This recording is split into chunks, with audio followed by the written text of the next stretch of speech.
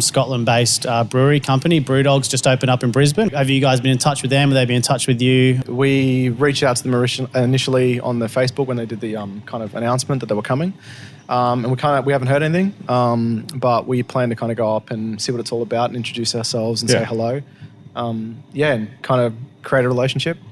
I mean, they're a really large company. They're massive, but they're a big independent company, and kind of really proud of what that side of the industry is doing, that big craft. It's fantastic. And, that's what it's all about, is like getting it out there and making people aware of how amazing beer can taste. And I think Brewdog have just absolutely kind of nailed that approach. Big craft, that's not a phrase I've heard you guys mention before.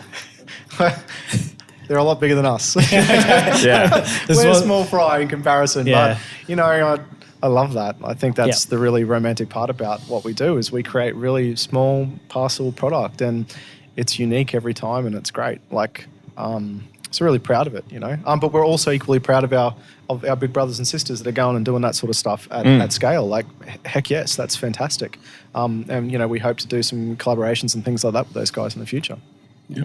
And all that stuff sort of draws attention to the industry anyway, so it can only be a good thing. Yeah, it is a good thing. Any new player in the industry, especially kind of the size of Brewdog, that has a lot of kind of international followers as well as Australian coming in to here, and especially into Brisbane, where we're such an emerging kind of craft market, is going to put us more so on the spotlight, and then just have everyone kind of look maybe around a little bit more. Yeah.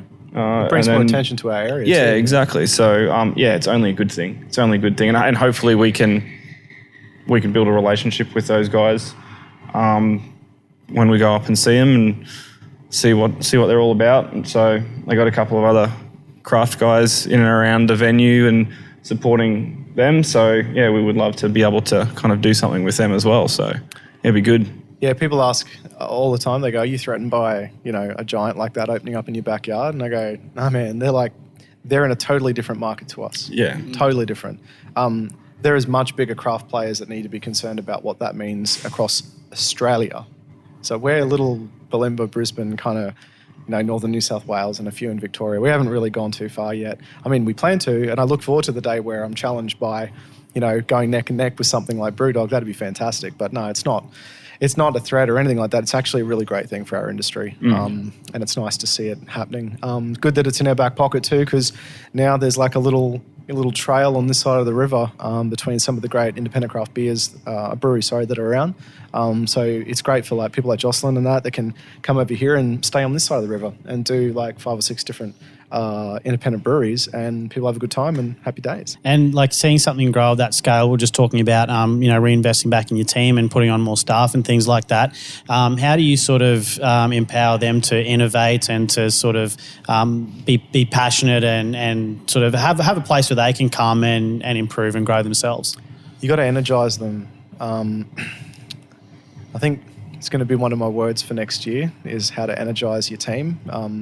Our team is really small, so it's really excitable all the time, which is really great. But you need to give people. We talked about this probably in a previous episode. You've got to give people the latitude to be as awesome as they possibly can be.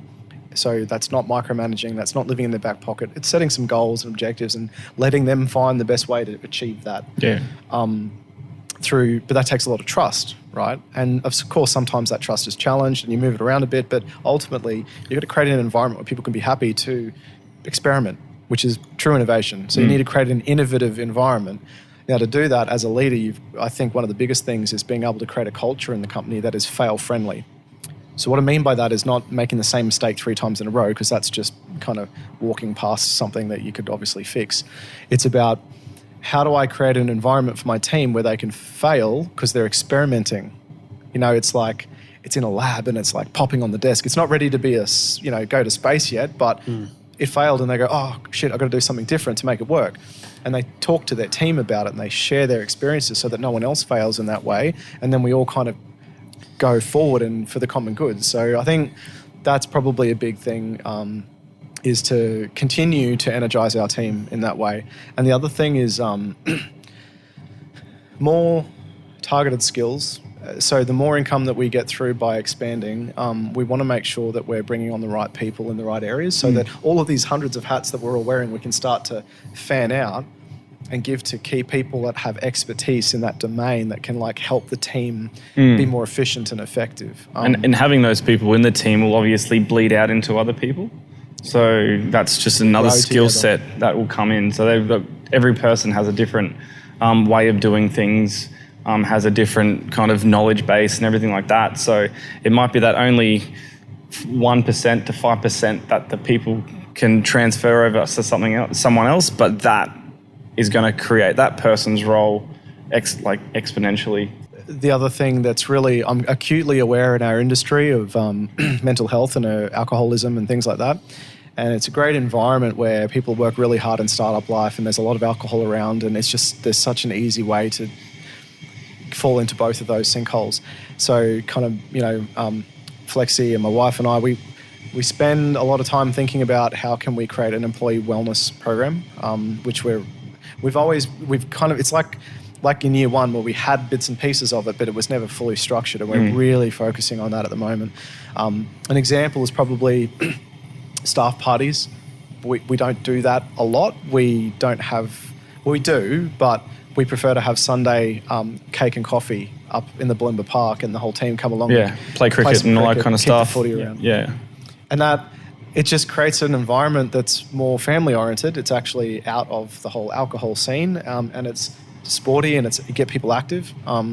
There's a local gym. I love small business collaboration. There's a local gym think down here, and we're working with them at the moment to do an employee wellness program where they can go to the gym. We pay for the subscription, and then they're going to put on like a little once a week team personal training session. We all get to go down there as a group and sweat it out and box and do high intensity, and then we kind of go back to work and get on with what we're doing. It's all part of that energized thing. And if you find the time by scaling your resources and investing in the company and not drawing profit, investing it to scale the resources to buy people time where they can have an hour and a half to go to the gym with the group and come back, that's success. Yep. And that's what I want next year to be, as well as the growth.